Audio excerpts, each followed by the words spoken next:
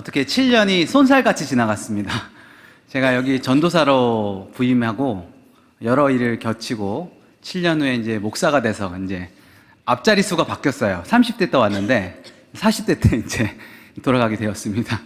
이렇게 있었던 것은 다 주님의 은혜고 또 홍 목사님과 한 목사님께서 잘 지도해 주셔가지고 제가 잘 성장할 수 있었습니다. 또 성도님들의 기도 때문에 제가 이렇게까지 설 수 있었음을 고백합니다. 감사한다는 인사를 드립니다. 감사합니다.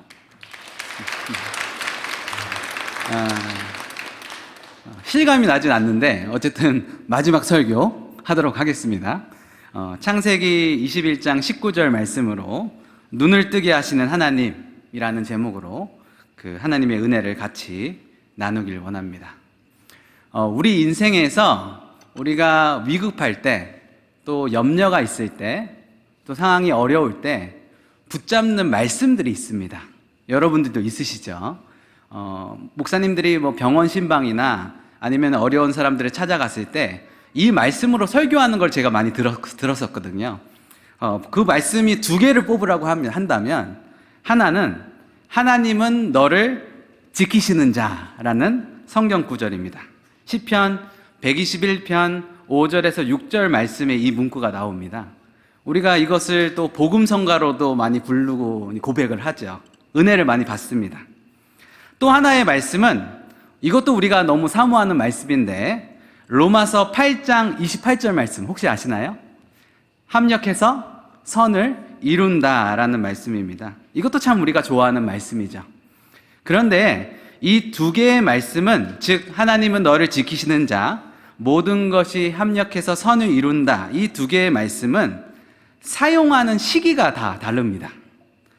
그러니까 이 말씀을 우리 삶에 적용할 때 사용하는 시기가 다르다는 것이죠. 언제 말씀을 적용할까요?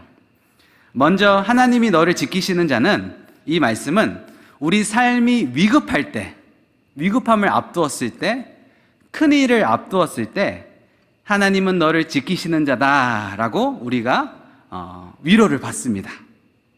예를 들어서 자녀가 입대를 앞두고 있을 때, 혹은 큰 시험을 앞두고 있을 때, 또는 큰 수술을 앞두고 있을 때 하나님은 너를 지키시는 자다라고 하면 우리가 큰 위로를 받고 주님을 더 바라보게 되죠. 그러나 일이 약간 잘못되어서 이미 큰 일을 당하고 큰 고난 중에 있을 때는, 그럴 때는 하나님이 너를 지키시는 자다라고 하는 말씀이 별로 우리에게 와닿지 않습니다. 그럴 때는 우리가 좋아하는 말씀 뭐죠? 합력해서 선을 이룬다라고 마지막 끈을 붙잡습니다. 지금 이 고난과 이 고통과 이 아픔이 어떻게 해서든 변해서 선을 이룰 수 있도록, 좋은 결과로 뒤바뀔 수 있도록 소망하는 마음인 것이죠. 모든 것이 협력하여 선을 이룬다는 말씀을 우리가 붙잡고 사모하게 됩니다. 그런데 여러분, 정말 이 말씀들이 우리에게 힘을 주고 위로를 주는가라는 것입니다. 잘못된 판단이나 악한 사람들에 의해서 결정적인 큰 손실을 입었을 때, 하나님은 나를 지키시는 자입니다, 모든 것이 협력해서 선을 이룹니다 라는 말씀이 우리에게 위로가 됩니까? 사업이 다 부도가 나서 모든 식구가 길거리에 나앉게 되었고 허드렛 일이라도 찾아야 먹고 살 수 있는 형편이 된다면, 하나님은 너를 지키시는 자입니다, 모든 것이 협력해서 선을 이룹니다 라는 말씀이 우리의 가슴에 와닿습니까? 몹쓸병에 걸려서 시한부 인생을 살아야 한다면 하나님이 너를 지키시는 자는 이 말씀이 나에게 무슨 의미로 와닿겠습니까? 큰 사고를 당해서 이미 몸의 한 부분이 불구가 됐다면, 여러분, 모든 것이 협력해서 선을 이룬다는 말씀이 어떤 위로를 우리에게 줄 수 있을까요? 여러분, 이 두 가지의 말씀, 하나님이 너를 지키시는 자다, 모든 것이 협력해서 선을 이룬다 라는 말씀에 대한 각각의 깨달음의 온도 차이가 다를 것입니다.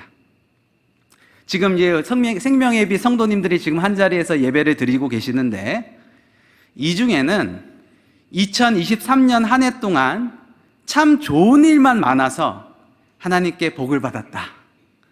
하나님이 축복해 주셨다. 즐거운 마음으로 한 해를 보내신 분들도 계시겠지만 어떤 분들은 여러 가지 힘든 일과 고난과 어려운 가운데 정말 내가 감당하기 힘든 일 때문에 괴롭게 한 해를 보내신 분들도 계실 겁니다. 이 두 분류의 교인들은 하나님은 너를 지키신다, 그리고 모든 것이 협력해서 선을 이룬다 라는 말씀에 대한 마음에 받아들이는 정도가, 강도가 다를 것입니다. 그런데 성경은 하나님은 너를 지키신다, 모든 것이 합력해서 선을 이룬다 라고 말씀하고 계십니다. 그렇다면 주님은 이 말씀 가운데 우리한테 무엇을 원하고 계실까요? 오늘 성경을 통해서 그것을 같이 풀어나가길 원합니다.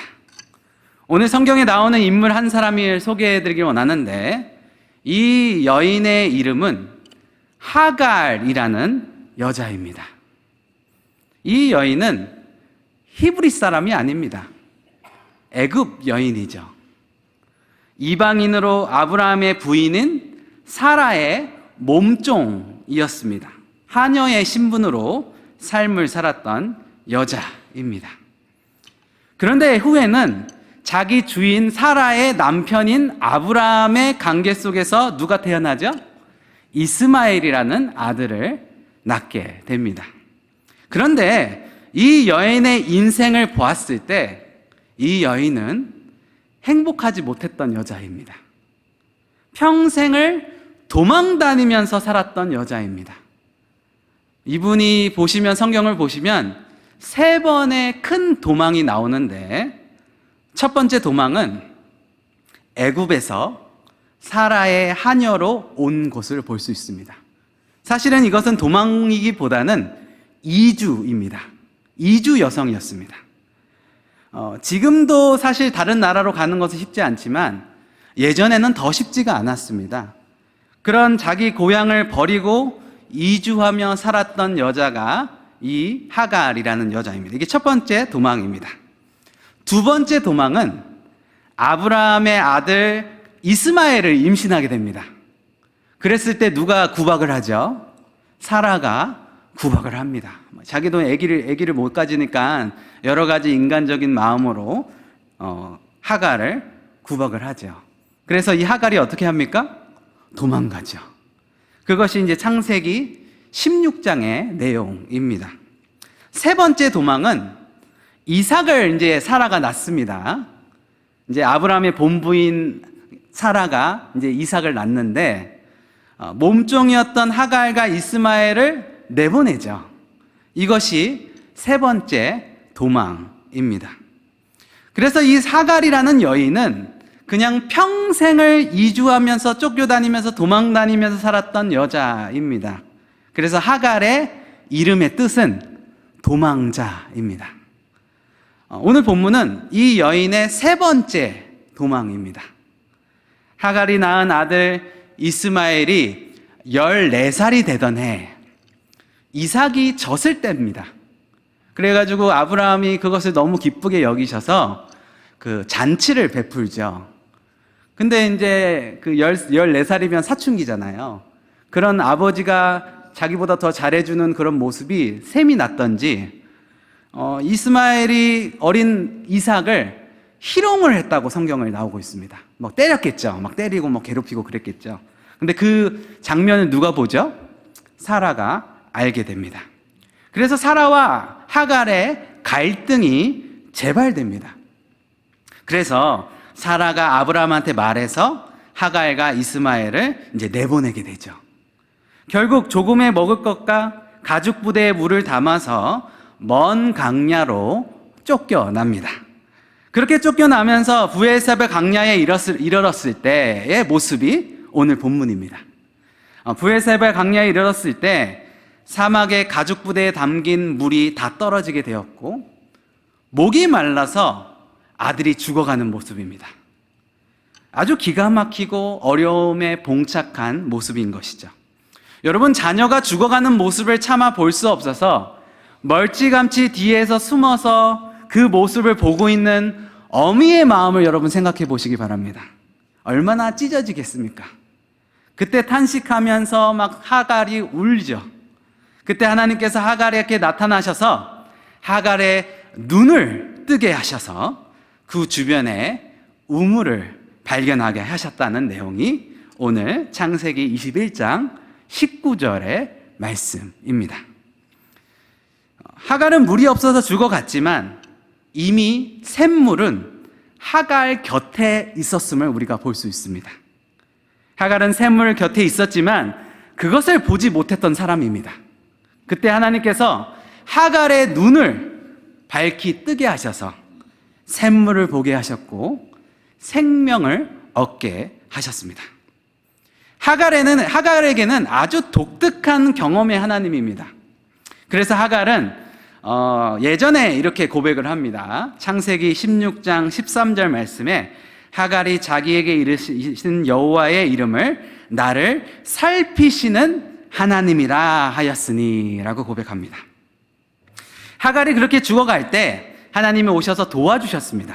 그렇게 살게 해주셨고 도망가는 여인을 다시 집으로 돌아가게 하신 경험이 있는 것이죠. 그럴 때 이 하갈의 경험한 하나님은 나를 살피시는 하나님이라고 고백하고 있는 것입니다. 그래서 하갈에게 있어서 이 평생에 도망다니고 쫓겨다니고 참 어처구니 없는 삶을 살았던 이 불쌍한 여인에게 하나님이라는 경험은 나를 살피시는 하나님, 그 고백을 할 수 있게 해주었습니다. 말씀에서 아주 중요한 메시지를 저에게 줍니다. 문제 해결의 방법은 언제나 우리의 곁에 있다는 것입니다. 하나님은 하갈의 눈을 뜨게 하셔서 우물을 보게 하셨습니다. 그것을 하갈을 살피시는 하나님이라고 고백하였고, 여기서 우리에게 말씀하고 있는 것은 하나님이 살피신다고 했을 때 그것은 우리를 다치지 않도록 보호해 주신다는 것이 아닙니다. 우리의 눈을 뜨게 해 주신다는 것이죠.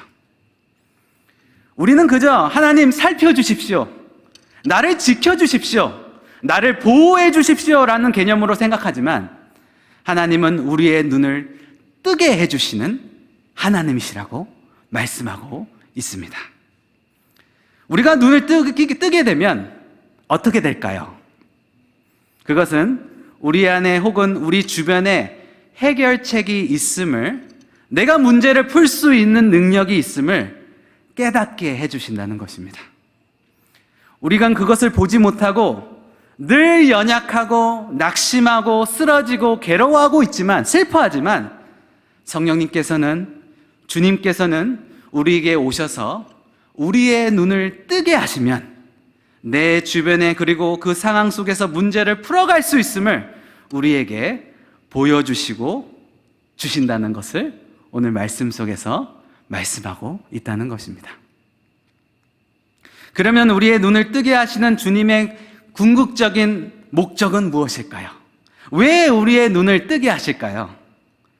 다시 제가 처음에 말씀드렸던 로마서 8장 28절로 돌아가길 원합니다. 여러분 성경책 한번 있으시죠? 로마서 8장 28절을 한번 같이 펴보시죠. 로마서 8장 28절, 다 암송하시는 분도 계시는데요, 우리 로마서 8장 28절을 다 같이 읽도록 하겠습니다. 시작. 우리가 알거니와 하나님을 사랑하는 자, 곧 그의 뜻대로 부르심을 입은 자들에게는 모든 것이 합력해서 선을 이루느니라. 모든 것이 합력해서 선을 이룬다.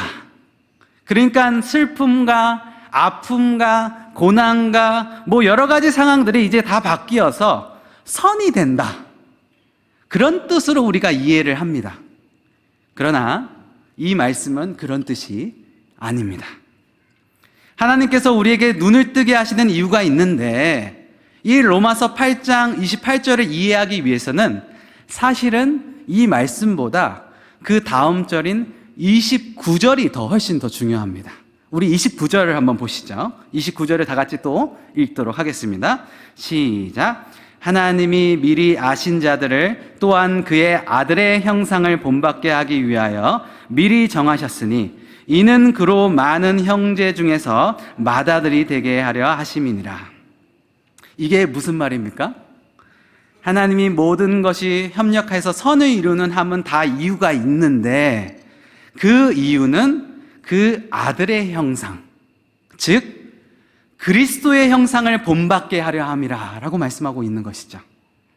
그러니까 우리가 삶에서 겪는 여러 가지 상황들, 기쁜 일도 있고 즐거운 일도 있지만 아픔과 고통과 슬픔과 우리가 견디기 어려운 모든 상황을 다 포함해서 그런 일들을 통해서 우리가 하나님께서 우리의 눈을 뜨게 하신다는 것입니다. 눈을 뜨게 하셔서 우리가 그 어려움과 그 고통들과 그것을 극복해낼 뿐만 아니라 그것을 통해서 우리 삶이 그리스도의 형상을 본받게 하게 하려 함이라 라고 말씀하고 있다는 것이죠. 그리스도의 형상을 본받게 하면 우리가 그리스도를 닮아가는 것입니다. 그것을 하나님의 입장에서는 선이라고 말씀하고 있는 것이죠. 모든 것이 협력해서 선을 이룬다라고 말씀하고 있는 것입니다. 주님의 궁극적으로 우리에게 원하시는 것은 그리스도의 형상을 닮아가시는 것입니다. 우리가 당하는 모든 상황 속에서 기쁨과 슬픔과 아픔과 고통과 즐거움 모든 상황 속에서 평범한 일상 속에서 하나님께서 우리 주변에 있는 모든 문제 해결책은 우리의 눈을 뜨게 하셔서 보게 하시고 극복하게 하시고 그런 삶을 통해서 우리가 그리스도의 예수의 형상을 본받게 나아갈 수 있도록 하는 것, 이것이 협력해서 선을 이룬다는 것입니다. 그러니 여러분, 협력해서 선을 이룬다는 것은 무엇이든지 다 잘 될 거라는 말씀이 아닙니다. 고난과 아픔이 좋은 것으로 바뀐다는 것은 아니라는 것이죠. 그것은 우리가 당하는 모든 상황 속에서 그것을 통해서 그리스도를 닮아가도록 하는 것이 협력해서 선을 이룬다라고 말씀하고 있습니다.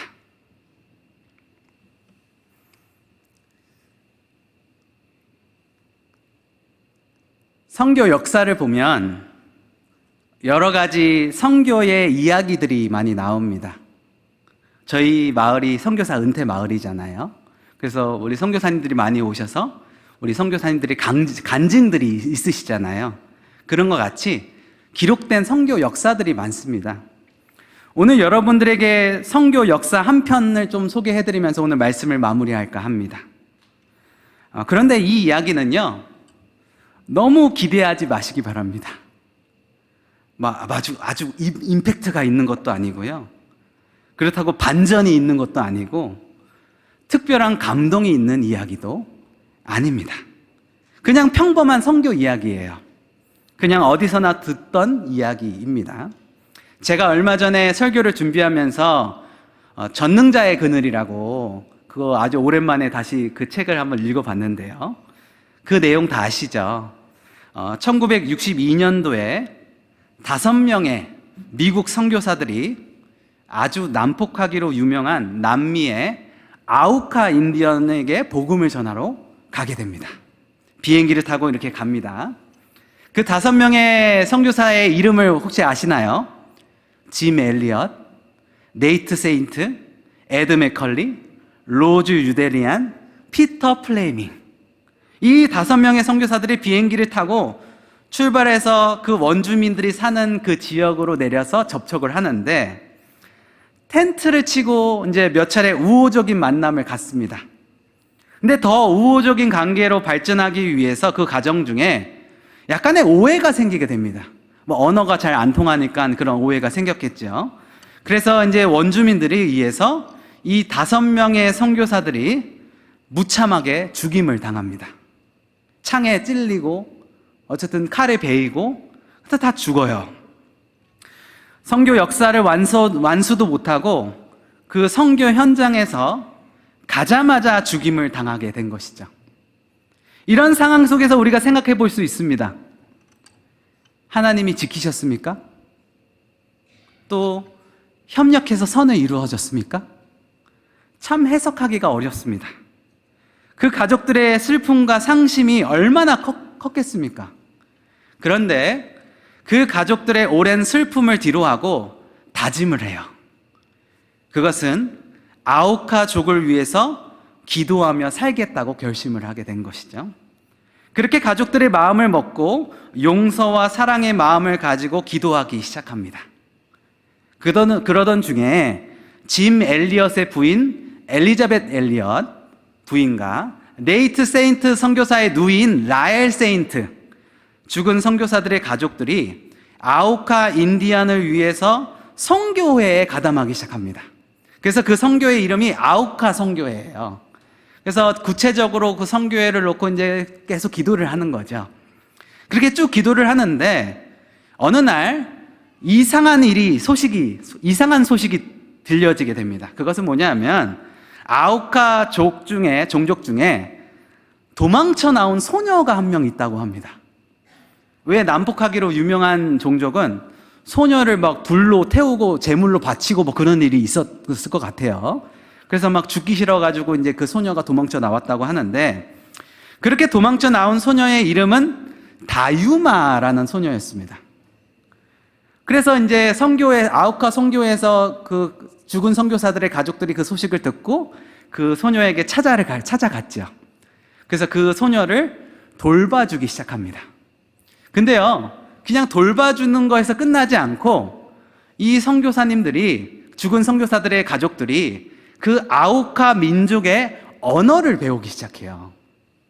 그래서 언어를 배워서 의사소통이 가능하게 되었습니다. 여러분, 의사소통이 가능하면 어떻게 해야 되죠? 가야죠. 그곳을 찾아가야 되죠. 그래서 실제로 그 아우카, 자기 남편과 가족을 죽인 그 아우카 민족에게 찾아갑니다. 그래서 복음을 전하고 집을 짓고 같이 살았다는 이야기입니다. 처음에 얘기한 대로 여러분 감동이 별로 없으시죠? 뭐 반전이 있는 것도 아니고 그저 어디서나 들음직한 선교 이야기입니다. 여기서 무슨 말을 하는 겁니까? 우리가 모두 다 선교사가 되자는 겁니까? 아닙니다. 하나님이 지켜주셨는가? 아닙니다. 하나님이 지켜주시지 않았습니다. 선이 이루어졌는가? 글쎄요, 제가 느끼는 시각으로는 선은 아닌 것 같습니다. 그러나 무엇을 얘기합니까? 사람들에게는 기쁜 일도 있고 즐거운 일도 있고 또 반대로 아픈 일도 있고 억울한 일도 있고 고통스러운 일도 늘 있습니다. 언제나 우리 주변에 그런 일들이 일어납니다. 그러나 하나님께서는 우리에게 오셔서 살피시는 것은 우리의 눈을 뜨게 하신다는 것입니다. 우리의 눈을 뜨게 하셔서 우리가 기뻤습니까? 그러면 그 기쁨을 나눌 수 있게 만들어주시고, 우리가 힘들었습니까? 그러면 그 경험을 가지고 이웃과 함께 나누면서 위로할 수 있게 만들어주시고, 주님께서 우리의 눈을 뜨게 하셔서 우리 주변에 있는 상황들을 통해서 문제를 해결할 수 있는 능력을 키워주시는 것이죠. 그러면 결국 무엇이 되는 줄 아십니까? 우리도 알지 못하는 사이에 그리스도의 형상을 닮아가는 삶이 된다는 것입니다. 여러분, 2023년도 이제 다 지나가고 있습니다. 벌써 11월 달이에요. 12월 달. 한 달 남았어요. 여러분들은 올 한 해 어떻게 2023년도를 보내셨습니까? 또 내년에 새로운 2024년도는 무엇을 기대하고 계십니까? 여러분들에게 좋은 일만 있었으면 좋겠습니다. 기쁜 일이 아주 많았으면 좋겠습니다. 여러분 복 많이 받으셨으면 좋겠습니다. 그런데 너무나 죄송하지만 이 가운데는 다는 아닐 겁니다. 어떤 분들은 하늘을 보면서 눈물을 흘리며 외쳐야 할 만큼, 가슴을 쳐야 할 만큼 안타까운 상황에 펼쳐지는 분들도 계실 겁니다. 여러분, 그러면 하나님이 우리를 지키시지 않은 건가요? 합력해서 선이 이루어지지 않은 건가요? 우리에게 아무런 그런 의미가 없는 것입니까? 아닙니다. 주님은 우리를 살피십니다. 우리의 눈을 뜨게 하십니다. 그런 상황 가운데서 우리가 어떻게 문제를 해결해 나갈 것인가, 그 문제를 보게 하시고 풀 수 있는 능력을 주시고 견딜 수 있는 힘을 주시고 결국 그리스도의 형상을 닮아가는 주님의 제자로, 하나님의 자녀로 우리를 만들어 주실 것입니다. 그러니 여러분, 너무 힘들어하지 마시기 바랍니다. 기쁜 일이 있다고 너무 들뜨지 마시기 바랍니다. 그런 상황에 속에서도 너무 기쁘고 너무 즐거우고 그런 상황에서도 우리가 눈을 떠야 합니다. 그 상황 가운데서도 그리스도의 형상을 닮아가는 것이 무엇인지 우리가 알아야 된다는 것이죠. 또 괴롭고 힘들고 때로는 죽고 싶은 그런 일이 있어도 그 상황 속에서 주님 여러분들의 눈을 뜨게 하셔서 어떻게 견뎌 나갈 것인지, 그리고 어떻게 그리스도의 형상을 닮아가야 하는지 여러분들에게 또 알려주실 것입니다. 이렇게 세월이 지나면 지날수록 그리스도의 형상을 닮아가시는 우리 생명의 빛 예수마을 성도님들 되시기를 우리 주 예수 그리스도의 이름으로 축복해 드립니다. 기도하겠습니다. 하나님,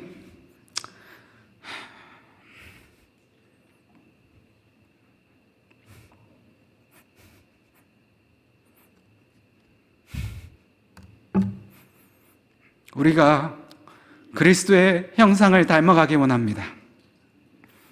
우리의 수많은 어려움과 또 기쁜 일이나 여러 가지 낙심되는 일이 있어도 우리가 그리스도의 형상을 닮아가며 나아갈 수 있는 우리 생명의 빛 예수마을 성도님들 다 되시길 예수님의 이름으로 기도드렸습니다. 아멘.